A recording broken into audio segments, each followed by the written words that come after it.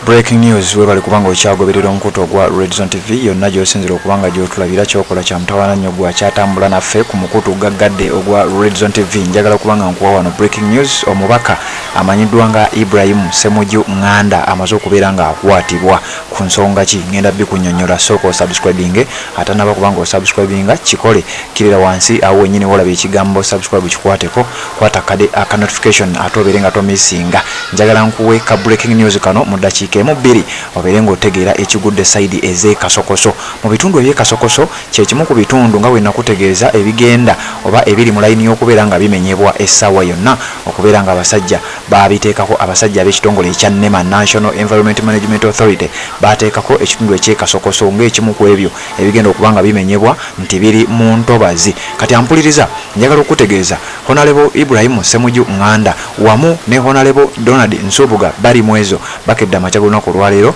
ne bagenda mu kitundu ekyo nga bagenze kubeera nga boogerezeganyako n'abantu abatuuze mu bitundu eby'e Kasokoso. Nategeddeko abantu b'e Kasokoso wakati nga tugenda erukunjiri okuba nga tukutuusaako ekigenda mu maaso, kamera zaatuuse dda, omukulembeze asimbudde, byonna ngenda kuba nga mbikuwa. Wabula bino eby'e Kasokoso nabyo kkiriza mbeere nga mbikutegeeza. Abantu mu kitundu eky'e Kasokoso abaali bagambibwa nti bagenda kuba nga bamenyebwa nabo nga bwe bakikola mu Lubigi, nga bwe bakikola mu bitundu ebirala. Wabula bano ab'e Kasokoso olunaku olwaleero bakedde ku makya nga bagezaako okubeera nga balaga obutali mativu bwabwe, abamu babadde bagenda kwekalakaasa. Kakati poliisi bwe yakitegedde neetandika okubeera ng'eswama. Omubaka amanyiddwa nga Ibrahim Ssemujju Nganda ono nga yakiikirira Kira Municipality era nga naye eri sayidi awo Kasokoso kye kimu ku bitundu ebiri mu Kira Municipality. Njagala okutegeeza ti Ibrahim Ssemujju Nganda akedde n'agenda mu kitundu ekyo okubeera nga ayogerezeganya n'abantu.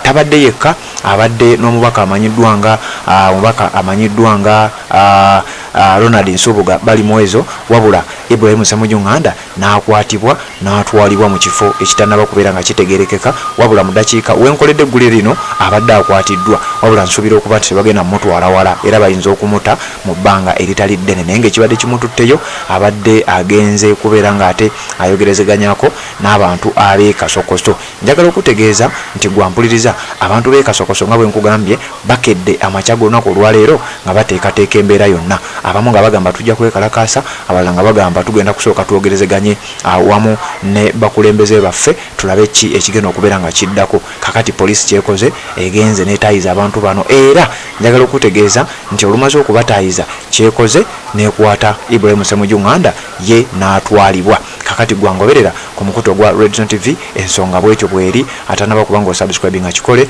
tubeere nga ate tutambula ffenna mu nsonga nga zino. Essaawa eno yennyini njagala okutegeeza nti Robert Kyagulanyi Ssentamu President His Excellency ne ttiimu bamaze okuba nga batandika olugendo. Essaawa yonna tuli mu kuteekateeka byuma byaffe obeere nga nabyo obifuna. Wabula gano mbadde njagala mbenga nga kutegeeza nga tunaba kubeera nga ate tugenda ewala. Assalamu alaikum wa rahmatullahi wa barakatuh. Amanya n'eddoboozi Haji Abudu omusomi w'edduwa. Nkola ku nsonga ez'enjawulo, emirimu nga gikutataganyeko, ebyenfuna byo nga bidobonkanye, ne oba oli bweru wa ggwanga emirimu gyakucankalanako. Jangu kusomere ku dduwa. Okuva edda nedda edduwa zaabaawo, edduwa zisomebwa, omuntu n'oterezebwa mu mbeera yonna ebadde ekusibyeko akanyaaga. Nina ekyoto kye nsobola okukumira wadde oli bweru wa ggwanga nga toli kumpi wano n'ofuna omukisa ogwo nawe n'osomerwako ku dduwa nga nkuteddeko n'akabaani, Allah ajja kukusaasira, ajja kukwanukula.